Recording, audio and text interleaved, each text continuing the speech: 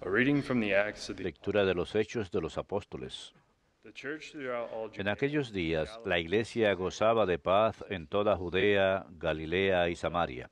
Se iba construyendo y progresaba en la fidelidad al Señor y se multiplicaba animada por el Espíritu Santo. Pedro recorría el país y bajó a ver a los fieles que residían en Lida. Encontró allí a un cierto Eneas, un paralítico que desde hacía 8 años no se levantaba de la camilla. Pedro le dijo: Eneas, Jesucristo te da la salud, levántate y haz la cama. Se levantó inmediatamente. Lo vieron y todos los vecinos de Lida y de Sarón se convirtieron al Señor. Now in Joppa, Había en Jaffa una discípula llamada Tabita, que significa Gacela. his Dorcas. Tabita She was completely hacía infinidad de obras buenas y de limosnas. Now during those Por days, entonces cayó enferma y murió. so after washing La lavaron y la pusieron en la sala de arriba. upstairs, since Lydda was near Joppa, Lida está cerca de Jaffa. Al enterarse los discípulos de que Pedro estaba allí, enviaron 2 hombres a rogarle que fuera a Jaffa sin tardar. so Peter got up. Pedro se fue con ellos. When he arrived, Al llegar a Jaffa, lo llevaron a la sala de arriba all the widows, y se le presentaron las viudas mostrándole con lágrimas los vestidos y mantos que hacía Gacela cuando vivía. Peter sent all Pedro mandó salir fuera a todos. and knelt down. Se arrodilló, se puso a rezar y dirigiéndose a la muerta dijo: Tabita, levántate. Opened her eyes. Ella abrió los ojos y al ver a Pedro se incorporó. Gave her, Él la cogió de la mano, raised her up. la levantó When he had y called, llamando a los fieles y a las viudas, se la presentó viva. this became known Esto se supo por todo Jaffa y muchos creyeron en el Señor. Verbum Domini.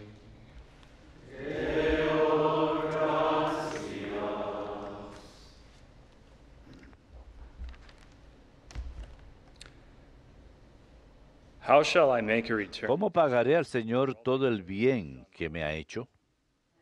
¿Cómo pagaré al Señor todo el bien que me ha hecho? How shall I make a ¿Cómo pagaré al Señor todo el bien que me ha hecho? Alzaré la copa de la salvación, invocando su nombre. ¿Cómo pagaré al Señor todo el bien que me ha hecho? my vows to the Lord? Cumpliré al Señor mis votos en presencia de todo el pueblo. Precious in the eyes of Mucho le cuesta al Señor la muerte de sus fieles. ¿Cómo pagaré al Señor todo el bien que me ha hecho? O Lord, I am your servant. Señor, yo soy tu siervo, siervo tuyo, hijo de tu esclava. Rompiste mis cadenas.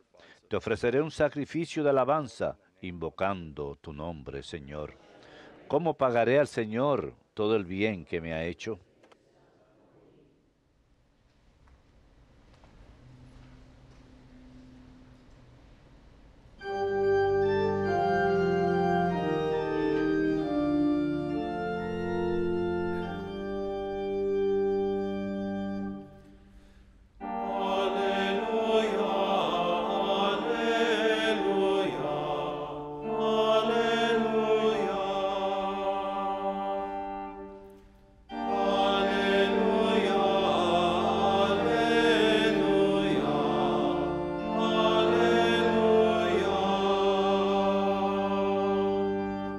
Your words, Lord, Tus palabras, Señor, son espíritu y vida. of everlasting. Tú tienes palabras de vida eterna.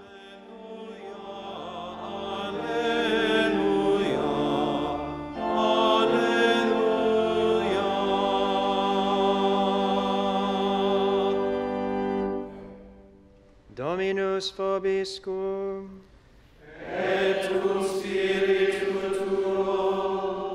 Lectio Sancti Evangelii secundum Ioannem.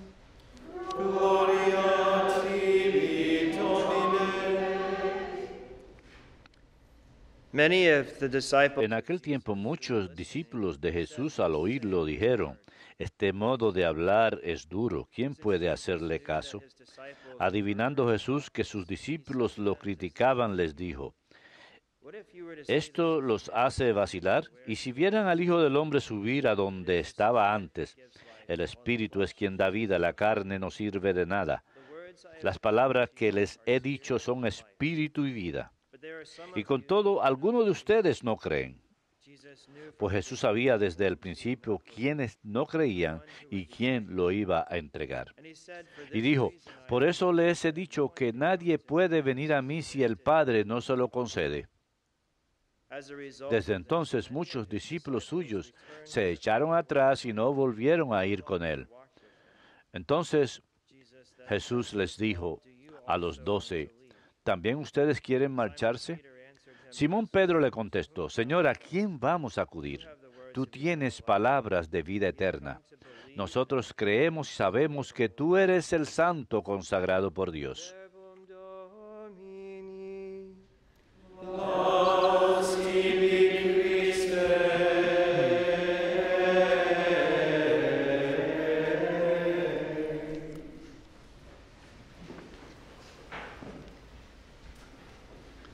This saying is hard. Who can accept it? Esto que decía es difícil. ¿Quién puede aceptarlo? Muchos de los que escuchaban estas palabras de Jesús verdaderamente tenían dificultad con lo que decía, y algunos incluso se negaban a creer y lo abandonaban por esta enseñanza sobre la Sagrada Eucaristía. Pero aún así Él no suavizó sus palabras, ni dijo, están malentendiendo. Esto indica que Él no estaba hablando simbólicamente, no hablaba metafóricamente. Él quería decir lo que decía acerca de su cuerpo y sangre, que eran verdadero alimento y comida. ¿Quién podía aceptar esto entonces? Uno que tuviera fe y confianza en las palabras de Jesús, incluso cuando su enseñanza desafía nuestra comprensión o nuestra zona de comodidad. San Cirilo de Alejandría comentó diciendo, no duden si esto es verdad, sino reciban las palabras del Salvador en fe, pues Él es la verdad, Él no puede mentir. Tómelo literalmente. Y la respuesta del Señor a la dificultad de su audiencia es esto. ¿Les asombra? Diría, el Espíritu es el que da vida, la carne no sirve. Las palabras que les he hablado son espíritu y vida. Y algunos de ellos que no creen. Es muy importante tomar el significado de lo que dice, porque a veces la gente interpreta esto pensando que Jesús habla simbólicamente de la presencia real, cuando dice que es el Espíritu que da vida, que la palabra carne no sirve de nada. La palabra carne no se refiere a su propia carne.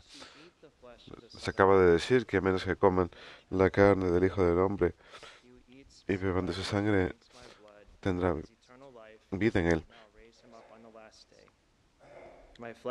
Él dice, mi carne es comida y mi sangre es bebida.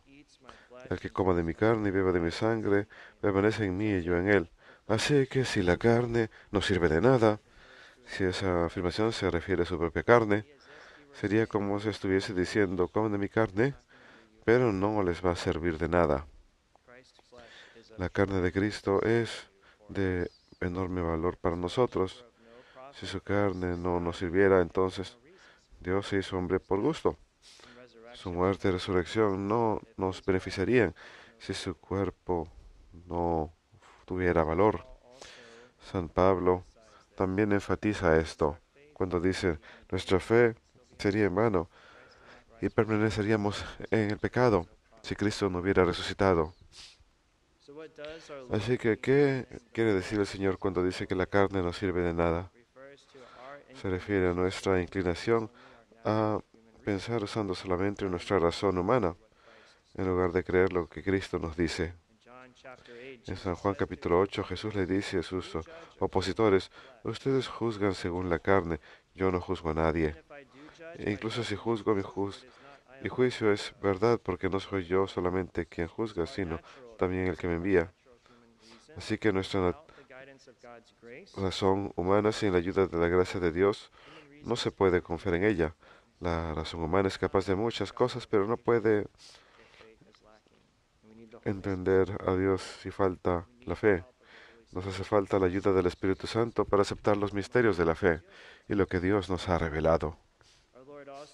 El Señor también dice, las palabras que les he hablado son espíritu y vida. Esto no significa que son simbólicos. El espíritu no se utiliza en la Biblia como algo simbólico. Nuevamente, lo que significa es que Cristo, lo que dice acerca de la Eucaristía, únicamente será comprendido mediante la fe guiada por el Espíritu Santo. San Pablo también confirma esta enseñanza cuando escribe a los Corintios, diciendo que la copa de bendición que bendecimos, ¿acaso no es participación en la sangre de Cristo? ¿El pan que partimos, acaso no es participación en el cuerpo de Cristo? También diría, el que coma del pan y beba de la copa del Señor indignamente, tendrá que responder por el cuerpo y la sangre del Señor.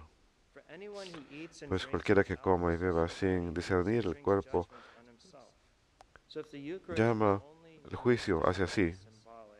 Así que, si fuera simbólico, ¿por qué comer y beber pan y vino sería una ofensa tan grave? El comentario de San Pablo tiene sentido solo si el pan y el vino realmente se convierten en el cuerpo y sangre de Cristo. Y hacia el final del Evangelio de hoy, San Juan nos dice que muchos de los discípulos de Jesús regresaron a su antigua forma de vida y ya no caminaban con él por esta enseñanza tan difícil. Y en respuesta, el Señor le pregunta a los 12, ¿ustedes también se quieren marchar? Y podemos decir lo mismo que Pedro, Señor, ¿a quién iríamos? Tú tienes las palabras de vida eterna, pidiendo un aumento de fe. Hemos llegado a creer y estamos convencidos que tú eres el Santo de Dios. Qué gran don nos ha dado el Señor en la Sagrada Eucaristía. La Iglesia siempre ha reconocido desde el principio la presencia real de Cristo en la Sagrada Eucaristía. Es en este don que Cristo se entrega a sí mismo incondicionalmente para que estemos más unidos con Él. Y sin duda, la presencia real de Cristo en la Sagrada Eucaristía es la que fortaleció al santo capuchino franciscano que celebramos hoy, San Conrado de Parsa. Él nació en una granja en Baviera, sus padres murieron cuando era adolescente y para cuando tenía 31 años dejó su herencia y entró a la vida religiosa. Fue aceptado por los capuchinos y se convirtió en laico. Y cuando hacia el fin de su noviciado, él escribió algunas metas espirituales y quiero compartir 3 con ustedes porque son muy inspiradoras para ayudarnos a madurar en nuestra vida espiritual. Primero escribió, he de acostumbrarme a vivir siempre en la presencia de Dios, a preguntarme a mí mismo a menudo, ¿haría esto o lo otro si mi confesor o superior me viera? ¿Cuánto más ante la presencia de Dios y mi ángel de la guarda?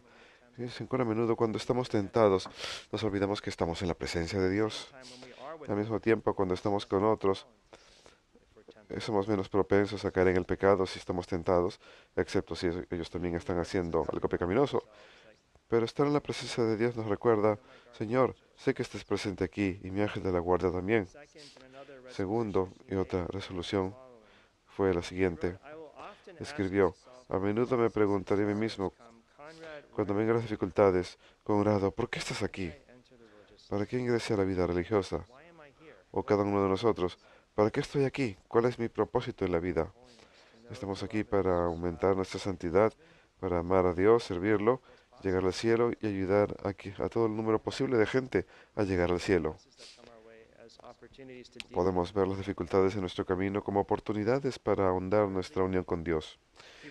Tercero, escribió, me esforzaré por fomentar la caridad fraterna en mí y otros.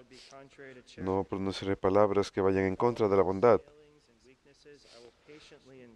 Soportaré los defectos de los demás con paciencia e iré lo más lejos posible para cubrirlos con el manto de la bondad,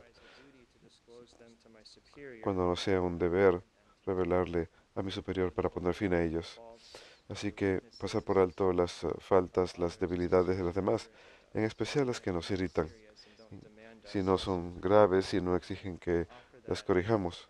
Ofrecer esto como una cruz, cubrirlas, cubrir a otros con el manto de la bondad.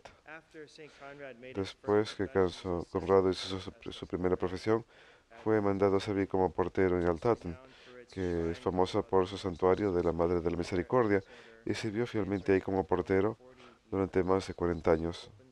Él solía abrir la puerta, dando la bienvenida a los visitantes miles y miles de veces, y conversaba con ellos y ayudaba a aquellos, instando a aquellos que venían a visitar a que aumenten en santidad. Siempre buscaba ver a Cristo en ellos. Las estaciones de la cruz fue una devoción diaria de San Conrado, y él escribió en una carta a su hermana que la cruz es mi libro. Un vistazo a la cruz me enseña cómo debo obrar en cada circunstancia. Ahí aprendí paciencia y humildad y mansedumbre y a cargar cada cruz. Si para mí la cruz es dulce y ligera. Nuevamente, para San Conrado la cruz era su punto de meditación.